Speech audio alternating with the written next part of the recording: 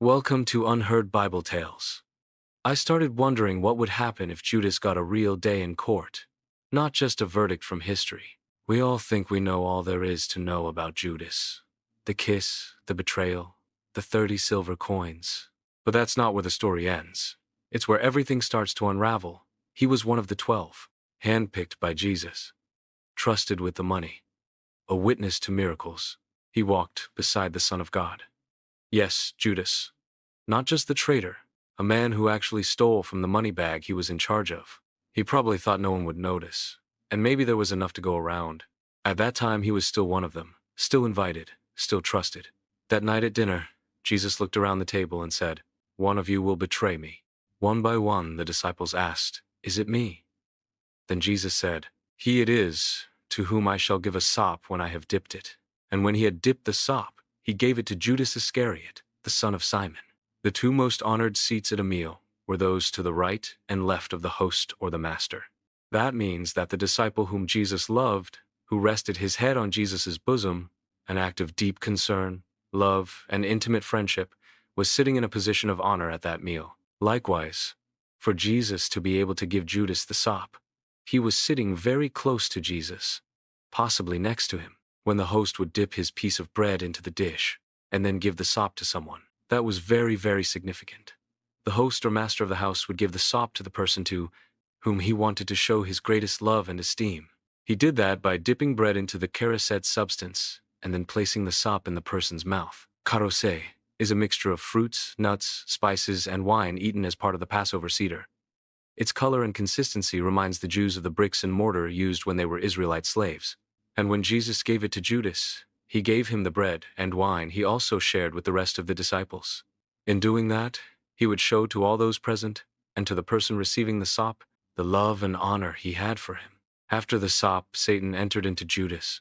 Then said Jesus unto him, "That thou doest, do quickly." Satan entered into him. This wasn't just temptation. It was possession. And possession doesn't come from nowhere. It comes through doors left open, through unchecked sin, hardened hearts, secret agreements. Jesus shut Satan down in the wilderness. Judas let him in at the table. Later that night, in Gethsemane, Judas led the soldiers in. Jesus said to Judas, "Friend, do what you came to do." To which Judas greeted Jesus with a kiss. Even now Jesus called him friend. They bound him, but he never resisted. Under torchlight and tyranny, he stood silent before Pilate. When Judas figured out he had condemned Jesus, he repented. He ran to the temple, cried out, "I have sinned. I have betrayed innocent blood." He tried to return the silver, but the priests didn't care. So he threw the coins down and ran, not to Jesus, to despair.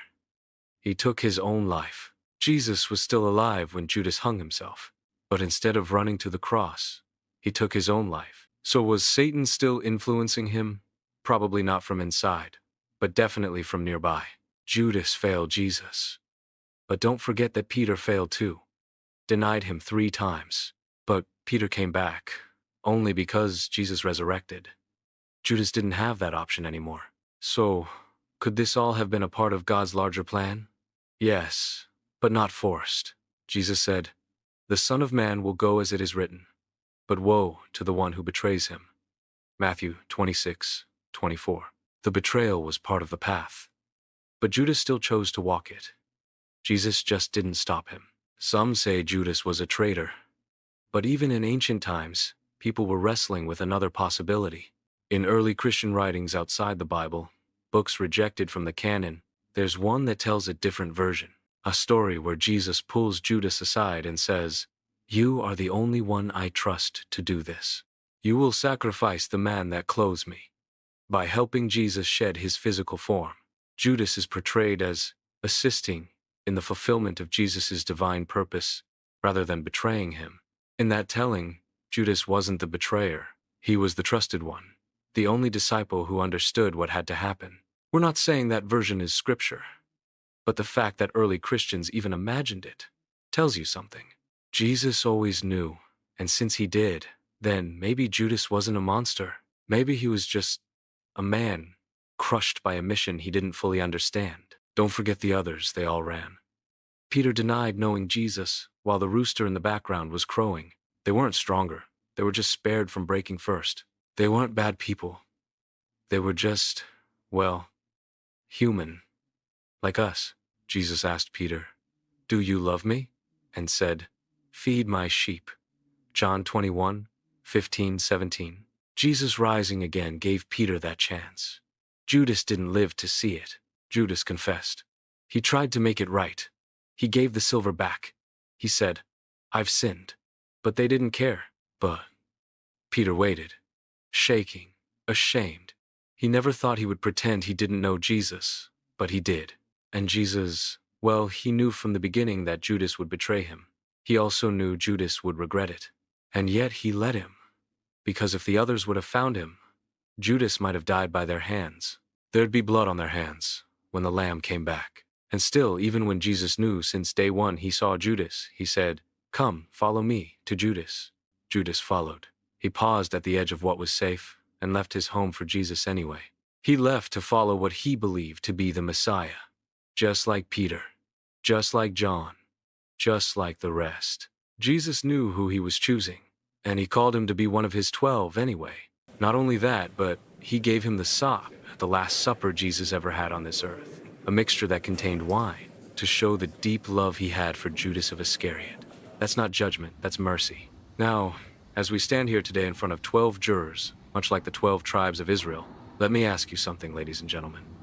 So before you condemn Judas, before you convict him for doing what none of us can fully understand, if Jesus gave him the bread and the wine and that sop, who are we to say he was cast out? I suggest we consider Jesus' own words here before we condemn him. Let the one without sin cast the first stone. And maybe say a prayer for him. I rest my case, Your Honor. Order in the court. If you enjoyed the content, please like and subscribe and hit that bell so you will be notified when there is new content added to the channel. Thank you for watching.